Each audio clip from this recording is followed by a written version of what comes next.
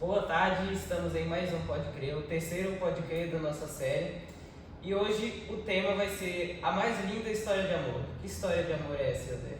Rapaz, um plano de salvação que foi escrito muito antes mesmo da queda do homem. Como que isso é possível, gente? Inclusive no princípio de Gênesis 1:1 já existia o outro no princípio. Qual no princípio era esse? Veja bem, em João 1, verso 1, diz que no princípio era o verbo estava com Deus e o verbo era Deus. Todas as coisas foram feitas por intermédio dele, e sem ele nada que existe teria sido feito. Então, pensa, Jesus já sabia que o homem ia pecar ou não? Uma boa pergunta, o que você acha? Isso. Eu acredito que sim. Que Deus é Ele onisciente. já criou Deus sabe de um tudo. plano. Quando a gente olha para essa história, a gente tem que pensar o seguinte: Deus, ele sempre, quando olha para a sua vida, ele vê a sua vida por algumas vertentes, pelas opções que você tem de escolha. Então, por exemplo, vamos supor que você está indo daqui para Porto Velho. Então, existem 3 caminhos para você chegar em Porto Velho. Deus, ele olha para a sua vida e vê o que? Ó, se ele for pela esquerda, vai ser dessa forma; se ele for pela direita, vai ser dessa outra maneira; e se ele for pelo centro, chegará desse jeito. Então, Deus, quando ele olha para a sua vida, ele vê de há vários ângulos. Então Deus não criou o homem para pecar, mas ele viu a possibilidade do quê? Do pecado. E antes que o homem pecasse, o que foi que Deus providenciou? Diga aí. O plano. Que plano? O plano do amor. Que amor é esse? Isso aí não tem como definir. Verdade. Agora me diga uma coisa, você teria coragem, vou perguntar para nossa mulher, você teria coragem de morrer pelo seu inimigo? Por aquela pessoa que fica te perseguindo? Sim, para salvar ele. Só para salvar ele. Caso contrário? O que você acha? Eu acho que eu não conseguiria. Tipo assim, meu inimigo, acho que eu não teria tanta empatia por ele, igual eu teria por uma pessoa conhecida. Acho que se morrer seria por obrigação, não seria porque Eu quisesse. seria por eu quero, vou lá, eu salvar a sua vida, não seria bem Isso. assim. Olha, eu já acho difícil morrer por alguém que eu amo. Se fosse alguém que eu não amasse, alguém que me perseguia, eu acho que ia soltar fogos, morreu. Então, essa é uma realidade que nós como seres humanos sentimos. Isso não é verdade. Mas Deus, ele não pensou dessa forma. E nós vivemos um reflexo desse plano de amor, é quando Jesus está ali na cruz, que as pessoas estão crucificando. O que é que Jesus diz? O que é que ele fala ao Pai? Ai, perdoa-lhes porque não sabem o que estão fazendo. Fala a verdade, será que aquelas pessoas não sabem que estavam crucificando um homem inocente? Um homem inocente ele sabia O que eles não sabiam? que era o Filho de Deus. Que era o próprio Deus, verdade. Tá, e como é que nós vamos começar contando essa história de amor? Eu acho que pelo que antecede a vinda de Jesus. Ok? E o que marcou na sua história, na sua vida, o que antecede essa vinda de Jesus? Rapaz, eu acho que o que mais marca na Bíblia são que Deus já foi falando para os profetas que Jesus viria bem antes, muito antes dele nascer. Ele já prometeu desde Adão que Jesus viria para salvar ele. Depois que ele pegou, Deus já prometeu para Adão que Jesus viria para salvar. Vocês têm ideia de qual que é a profecia ou a promessa mais antiga desse plano de amor? Tem noção, tem ideia? Vamos dizer que foi com Abraão. Tem algum antes do Éden ou não? Tem uma dentro do Éden. Dentro do Éden foi quando o ser humano pecou, não foi? E qual que foi a promessa? Deus falou que... Deixa eu procurar. Gênesis 3:15. O que é que diz aí? Lê para nós.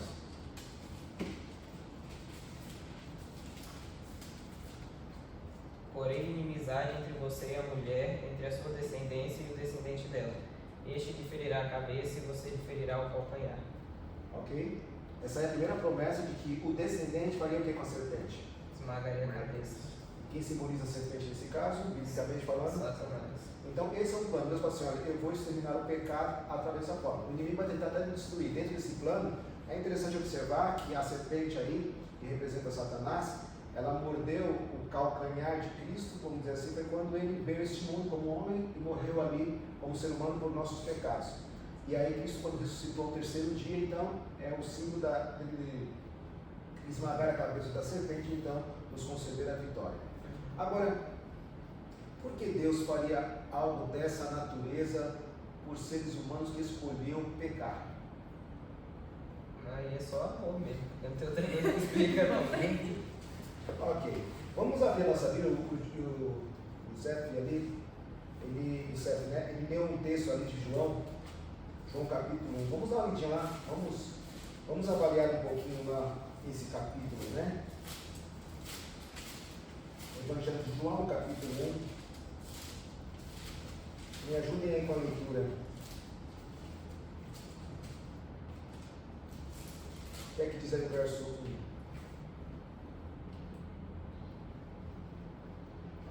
No princípio era o Verbo, e o Verbo estava com Deus, e o Verbo era Deus.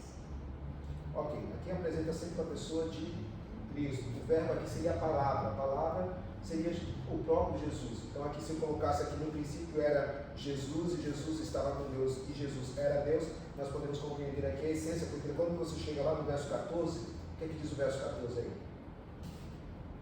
E o Verbo se fez carne e habitou entre nós. Cheio de graça e de verdade, vemos a sua glória, glória como do unigênito do Pai.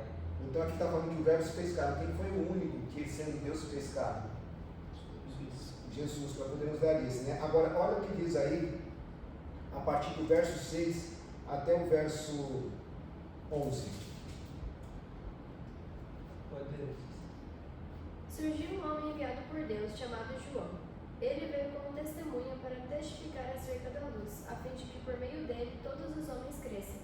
Ele próprio não era a luz, mas ele como testemunha da luz. Estava chegando ao mundo a verdadeira luz que ilumina todos os homens.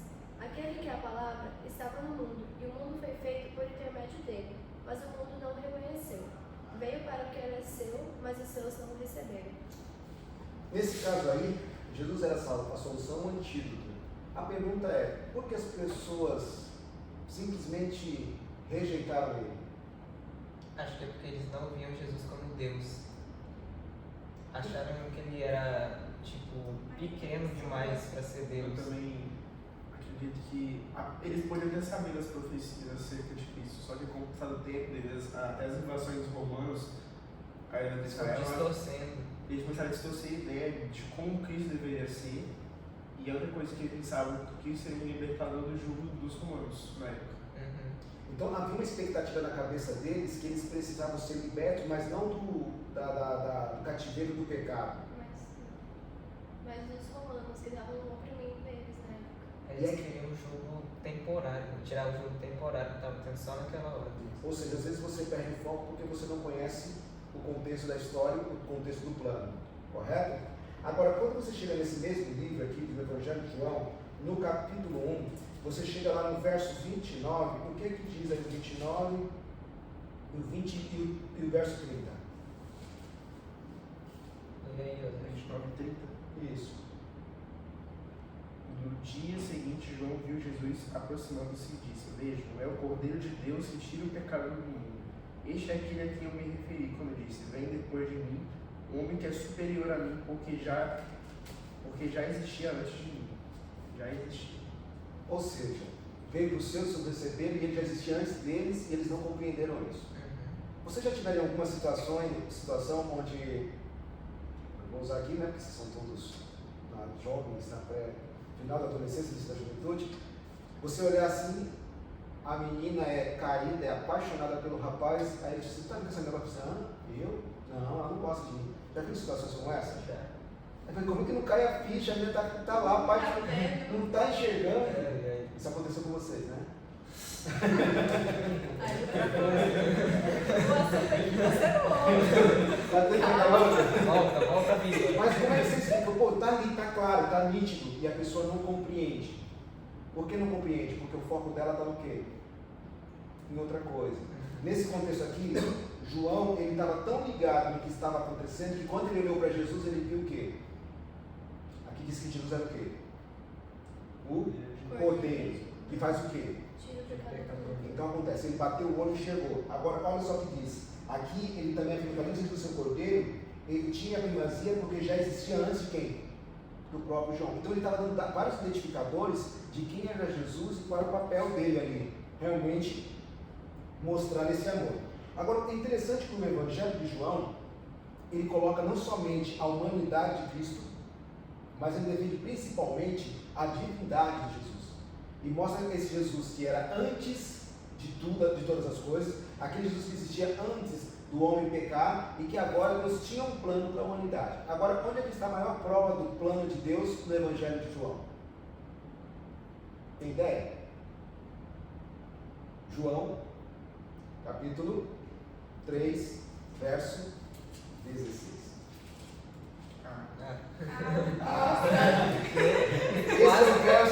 Esse verso é conhecidíssimo e acredito que é o verso mais impactante das Sagradas Escrituras. E o que é que diz esse verso?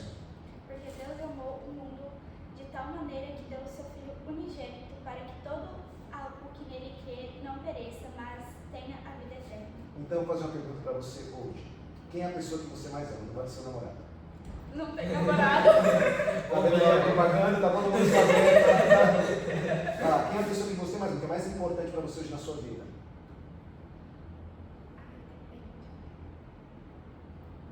Acredito que acima de tudo Deus, né, Jesus, e depois a minha família. Ok.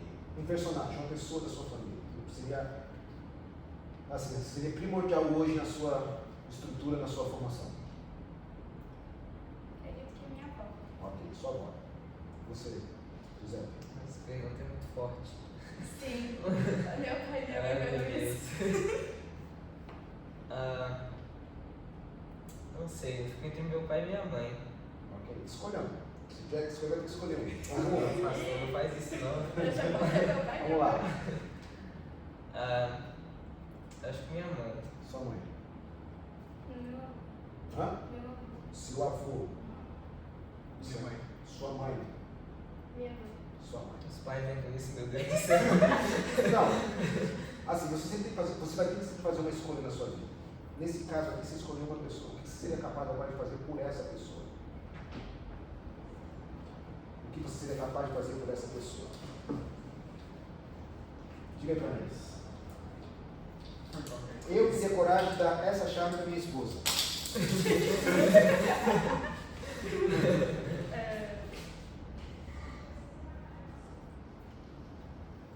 Eu acredito que eu já tenha feito muitas coisas pela minha avó.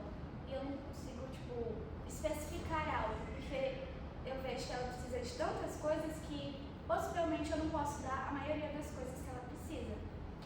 Entendeu? Mas o que puder, Eu daria. sim. Ou seja, vamos mudar um pouquinho a pergunta para ficar mais fácil isso. Se você pudesse dar um presente para eles hoje, qual presente você daria?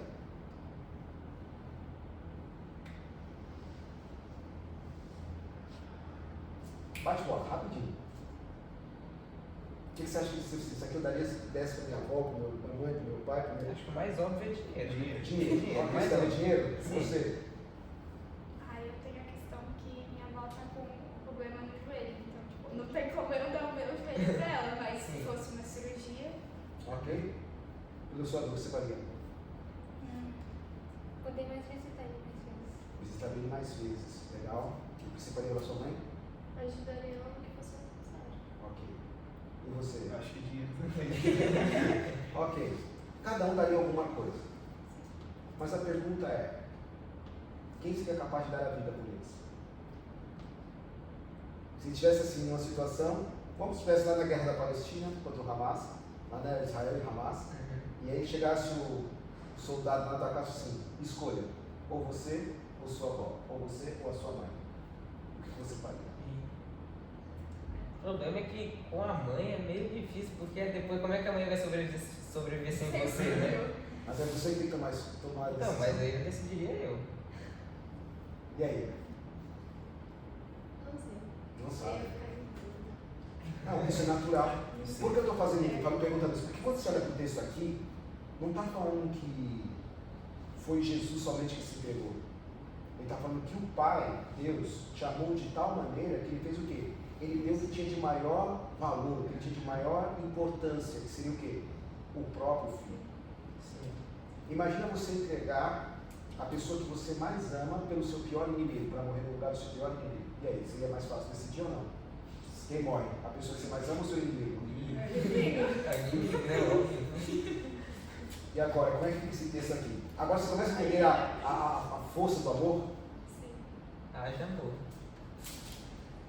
E agora o que você seria capaz de fazer para uma pessoa que te ama tanto? Acho que o que ela pedisse tivesse ao meu alcance, né? Tudo que tiver alcance. É. Dentro de relacionamentos, meninos e meninas, existe uma coisa que a gente confunde muito com amor, que se chama paixão. É um problema. Paixão é um sentimento avassalador que faz você ser atraído pela pessoa de maneira louca, a ponto de você fazer loucuras pela outra pessoa. E alguns confundem isso com amor. Não tem nada a ver. Não. Amor é algo que você constrói a partir de uma empatia, realmente de um respeito, de um cuidado que você tem para com a outra pessoa. Pelo desejo de fazer a outra pessoa o quê? Feliz. Então, a partir desse momento, você começa a sacrificar coisas que são importantes para você, para tornar a outra pessoa o quê? Feliz. Para Deus, você e eu somos tão importantes que Ele sacrificou o que Ele tinha de maior valor, que era o quê? Filho, próprio filho. Então, diante dessa fala, diante desse contexto, como que você analisa esse contexto da maior história de amor que nós já ouvimos, já contamos na história? Eu acho que foi difícil para os dois, principalmente para Jesus, porque tem que vir para cá, ficar mais de 30 anos aqui aturando, assim, entre aspas, as pessoas, que a maioria, teve muita gente que reconheceu que ele era o Filho de Deus, mas a grande maioria não se importou e fez de tudo para atrapalhar o objetivo dele, que era salvar a humanidade. E mesmo com Satanás tentando Jesus de todas as formas, ele ainda conseguiu se manter firme e não pecou de jeito nenhum, até a morte. Ele tentou desde o princípio acabar com a vida de Jesus. Sim. Desde antes dele nascer, já queria arrumar problema. Depois que ele nasce ainda, toda a construção dele como criança, adolescente, jovem.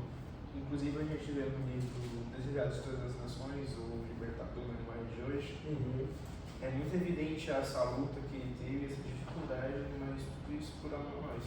Jesus também cresceu num ambiente muito propício a desenvolver coisas ruins. A cidade que ele cresceu era uma das piores cidades possível para se crescer e ter um caráter bom. Mas mesmo assim, Jesus conseguiu crescer e ser uma pessoa sem pecado. Ok? Meninas, e vocês? O que dizem?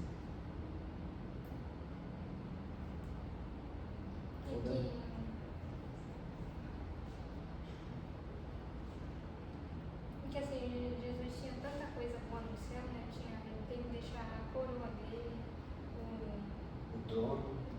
tudo, né? Só pra mim aqui na terra, que cheio de pecado. Ele não sei se importou com nós. Agora, para pensar atenção, que Jesus não abriu mão só disso. Vamos tentar contextualizar um pouquinho, só para você ter ideia. Jesus, ele tem algo dele próprio. Ele é onipotente. Onipotente, onipresente, onisciente. O que é uma pessoa onipotente? A pessoa tem todo o poder. Todo o poder. Ou seja, Jesus tem todo o poder? Tem. Ok. E o que é uma pessoa onisciente? Sabe de tudo. Ou seja, tudo que acontece, ele tem o quê? Tem ciência. Tem ciência. E tem o que também? Onipresença. Onipresença. Jesus tem? E agora?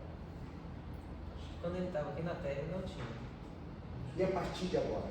A partir de agora, acho que sim. Então vamos avaliar uma coisa. Olha como esse plano de amor se estende além daquilo que a gente pode compreender. Porque Jesus é o seguinte, ele tinha esses três poderes, onisciência, onipotência e onipresença, antes de se tornar o quê? Homem. No momento que ele se tornou homem, ele manteve algum dessas características? Não, porque ele estava como homem, ele estava na humanidade, não na divindade. Quando ele ressuscitou ao terceiro dia e foi ao Pai e se apresentou, ele se apresentou com esses três poderes? Eu acho que ele se apresentou. Não sei. Eu acho que sim. Sim. Só que teve uma desses poderes que ele já não vai mais utilizar por amor a mim e a você. Qual que é? Tem ideia?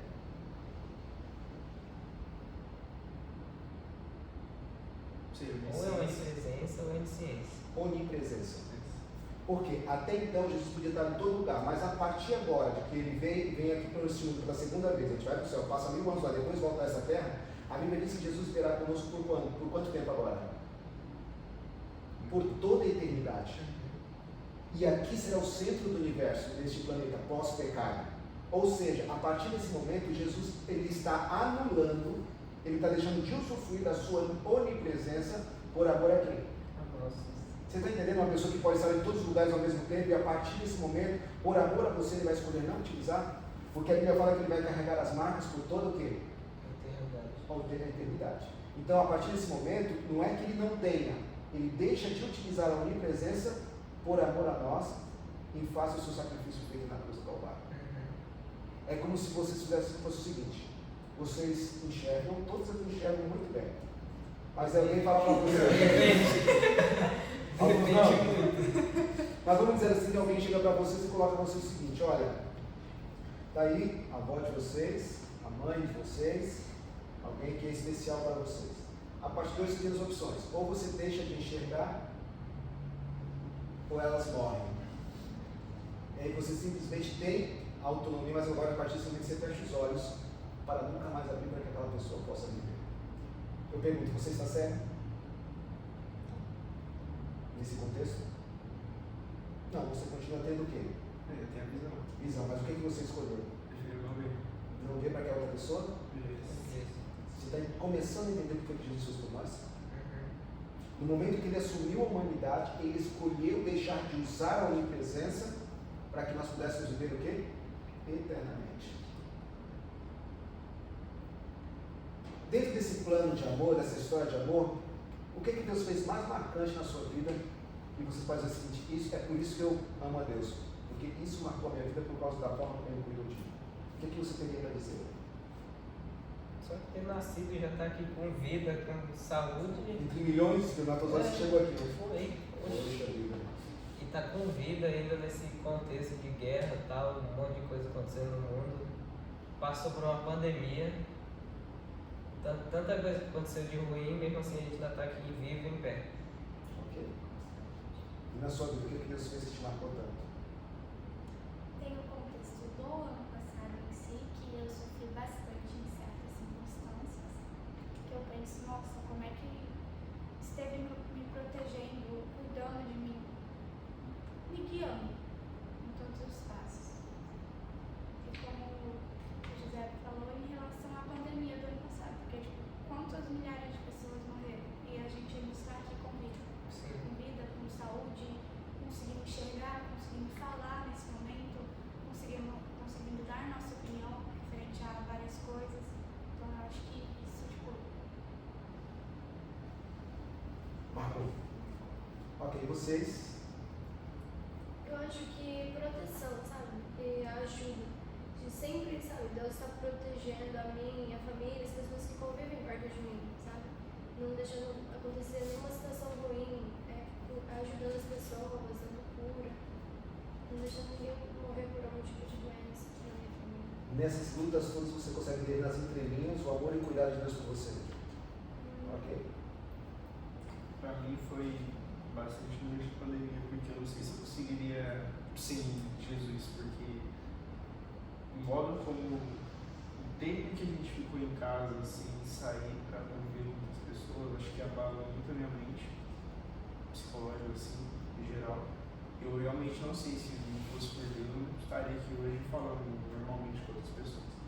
E além disso também esse ano eu tive um problema que eu tenho uma virose, paralisou minhas pernas, não conseguia andar, mas creio que se não fosse por Deus seria muito difícil sair dessa. Ok. E você, Melinda?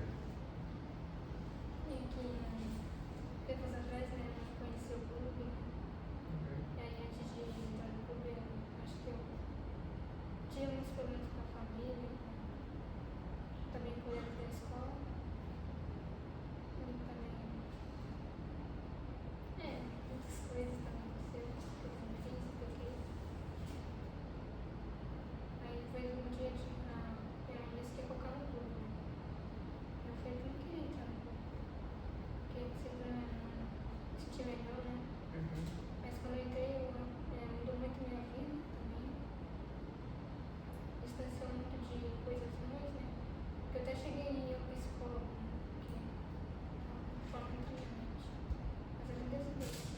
Ou seja, Deus usou o grupo de desbravadores para mostrar para você o quanto te ama e para fazer com que você olhasse e visse a vida por um outro prisma. Isso é muito bacana. Sabe o que eu costumo dizer? Como eu consigo ver o amor de Deus? É que Deus me tornou um pastor. Essa foi a única forma que Deus ajuda me salvar. E se fosse outra forma, acho que ele acabou de amarrar aqui, entendeu? Para eu conseguir manter você na vida. Então, assim, o ministério tem me mostrado muitas vezes a forma como Deus me ama e como Deus cuida de mim. E Deus ele usa a cada situação para nos mostrar que nós somos importantes. Às vezes é uma proteção de um acidente, às vezes é uma oração que a gente faz e temos a resposta, às vezes é a decisão de um ente querido. São vários fatores, várias situações que realmente impactam de uma forma direta ou indireta a nossa vida. Então, às vezes você olha para aquela monte de coisa que está passando, sofrimento, e você vai falar, por que eu estou passando por tudo isso, sabe? Parece até que eu fui lá e cerrei a cruz no meio, né? E joguei no pé, né? Cerrou a cruz. Por isso que eu estou sofrendo tudo, Deus fala assim, não, filho, eu tenho um plano maior na sua vida, eu quero que você entenda que você é o bem mais precioso que eu tenho nessa terra. Então, quando vocês olham para isso, vocês precisam entender que Deus não nos ama porque nós somos bons. Deus não nos ama porque nós fazemos coisas boas. Deus não nos ama porque a gente faz coisas certas. Deus nos ama porque Ele é nosso Pai e nós somos o quê? Seus filhos. Seus filhos. E é a partir disso aqui que a minha pergunta é, o que vocês seriam capazes, para finalizar aqui, o que seriam capazes de fazer para agradecer a Deus por tudo aquilo que Ele tem feito na vida de vocês? Agora são as palavras de vocês para a gente fechar aqui esse bloco, fechar aqui esse momento, né? E aí vocês também poder falar para os nossos amigos que estão nos assistindo sobre a importância de realmente confiar nesse Deus e nesse amor. Então o que você tem para dizer sobre isso que Deus tem feito por você e que pode fazer por outras pessoas também? Eu acho que o que a gente só pode fazer é retribuir o amor de Deus por nós da maneira que a gente pode. Porque mesmo que a gente é falha, não tem o que fazer. Só no céu mesmo para a gente ser santo igual a Deus. Mas o que a gente tem que fazer aqui é retribuir e entregar a nossa vida completamente a Deus. Não um pedaço do nosso coração para Deus. Tem que dar 100% do nosso coração para Ele, em retribuição ao amor dele por nós. Parabéns. Vocês demais, meninos e meninas. Eu já estou procurando isso. Fala você enquanto isso. O que você poderia fazer para agradecer a Deus por tudo que Ele tem feito por você? Eu acredito que seja espalhando mais o Evangelho, até porque em certas situações a gente se priva de estar espalhando o Evangelho. Então eu acredito que espalhando mais o Evangelho e, tipo assim, como o José falou, estar entregando. Eu primeiro preciso estar completamente, não completamente para estar espalhando o Evangelho, mas é bom eu ter esse conhecimento para mim estar espalhando e estar explicando ao próximo. Então eu acredito que tipo, eu em si tenho que entregar meu coração completamente a Deus para estar ajudando as próximas pessoas. Então você está querendo dizer que quando uma pessoa está apaixonada, você sabe falar do namorado. Dependendo da pessoa, sim. Realmente. Então você quer dizer que quando nós estamos apaixonados por Jesus, a gente não para de falar de Jesus, compartilhando Jesus com todo mundo, é isso? Sim. Ah, então essa analogia ficou legal. Agora vocês falam mais de quem? Namorado de Jesus. Não tem namorado, então? Então. Ok. E você, o que você acha que você poderia fazer hoje para agradecer a Deus por tudo aquilo que Ele tem feito por você? Agradecer por Deus ter brilhado mais na minha vida. Que antes eu não tinha muita proximidade com Ele, né? Só que Ele me trouxe à igreja, né? Mostrou que precisava dele na minha vida. E também poder espalhar o Evangelho como ela disse. Em forma de gratidão, você tem que compartilhar, espargir luz aonde quer que você for. Ok? Parabéns. Pronto, com a resposta é não. Não é da menina que você vai falar, não. Você vai falar do que é que você vai fazer.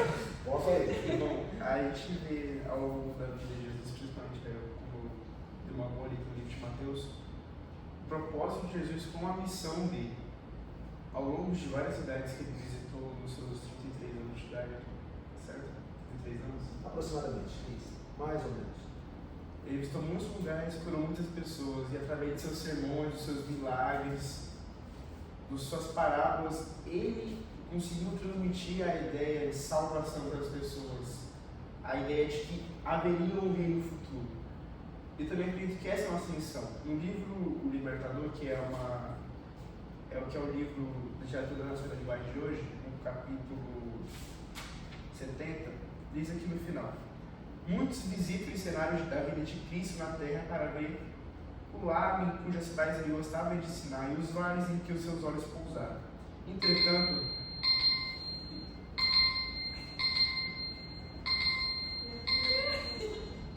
Eita, feio.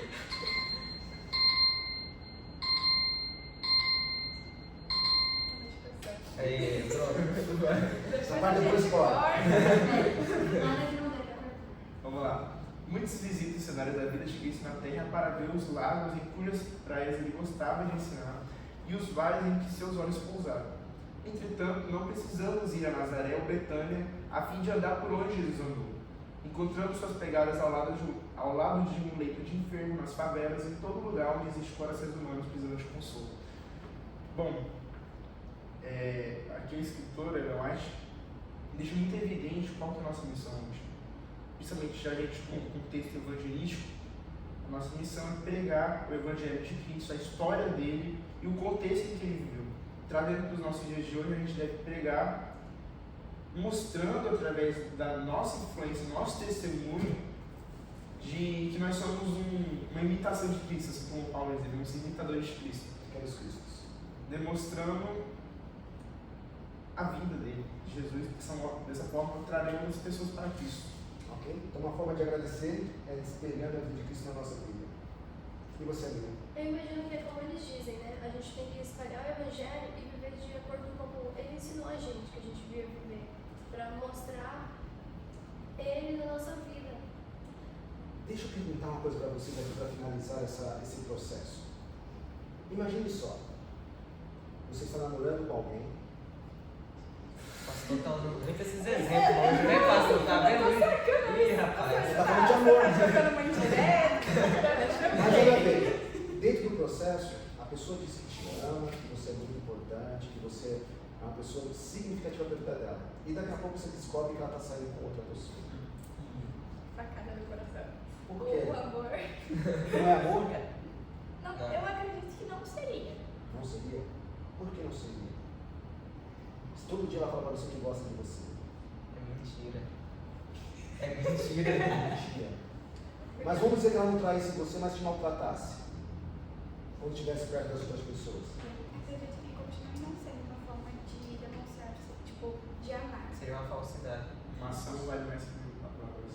Exatamente. Olha bem, se eu digo que amo a Deus, o meu comportamento sempre tem que ser de uma pessoa que ama quem? A Deus. Se eu digo que amo a Deus, mas também eu amo o mundo, eu estou perguntando a você se isso é traição ou não. Se eu digo que amo a Deus, mas eu faço coisas que são contrárias àquilo que Ele quer, isso também é uma forma de traição, ou um ato de traição ou não? Então, a gente tem que tomar cuidado, porque quando você fala assim sobre ser imitador de Cristo, amar a Cristo, realmente mostrando esse amor, por que eu faço essa comparação com namorados? Porque isso é uma coisa muito tangente na vida de vocês e na vida de cada um de nós. Vocês podem não estar namorando, mas é algo que está no futuro não muito distante de vocês. Uma hora vai ter que acontecer. E nesse processo de acontecer, a pergunta é, se você não aceitaria uma pessoa com quem você relaciona, tendo relacionamento com outras pessoas de forma errada, a pergunta é por que Deus tem que aceitar o seu relacionamento com Ele e com o mundo? Sendo que a Bíblia fala assim que não tem como você amar a Deus e amar o quê? O mundo. Não tem como. Então é nesse exato momento que a gente para pensar e fazer a escolha. Poxa, qual seria a maior história de amor? É eu hoje chegar para Deus e entregar toda a minha vida. Fazer aquilo que o Senhor está dizendo. Entrega teu caminho ao Senhor, confia nele, o mais ele fará. Essa é a forma de eu demonstrar a Deus que eu amo de todo o coração. Então quando as pessoas olham para mim, de fato elas sabem se eu sou apaixonada por Jesus ou não. Porque o meu comportamento, tudo aquilo que eu sou, tudo aquilo que eu falo, tudo aquilo que eu penso, a maneira como eu visto, tudo aquilo que eu como, a minha forma de viver mostra que eu ando com quem? Com Jesus. Isso quer dizer também uma coisa muito importante. O amor não é uma coisa que surge assim, pá, à primeira vista. O amor é algo que se constrói. É algo que você vai moldando. Você aprende a amar. Entendeu? Então, à primeira instância você se apaixona, mas depois você vai construindo o amor. O amor, ele é paciente, ele é benigno, ele não arde ciúme. Pelo contrário, ele é algo realmente transformador. E aqui está o verdadeiro significado do amor. Eu acredito que foi isso que Jesus fez conosco e é isso que Ele espera de nós. O que vocês acham? Eu acho que para fechar, só dá para dizer o que o João falou. Então, diga o que o João falou aí. Há, porém, ainda muitas outras coisas que Jesus fez. Se todas elas fossem relatadas uma por uma, penso que nem no mundo inteiro caberiam os livros que seriam escritos. Ou seja, o que a gente falou aqui não é nem um grão de areia da história de Jesus. Mas o que a gente só queria enfocar mesmo é sobre o grande amor que ele tem por cada um de nós. Eu li no livro História da Redenção, da mesma escritora desse livro Libertador, onde ela diz assim, a escritora, que na eternidade nós passaremos anos adentro, com todo o tempo, com toda a eternidade, estudando o amor de Deus e não compreenderemos em sua totalidade. Nunca vai ter Porque não tem como explicar tamanho amor por algo tão insignificante. Mas ainda bem que tem alguém que nos ama, né? Ainda bem. Mesmo que não tenha namorado, né? É isso aí. Esse é o nosso Pode crer. Pronto, fechou, acabou. Queremos agradecer a você por ter nos assistido, por ter participado e até o nosso próximo. Pode Próximo crer. e último. Próximo e último. Fique atento. Uma coisa que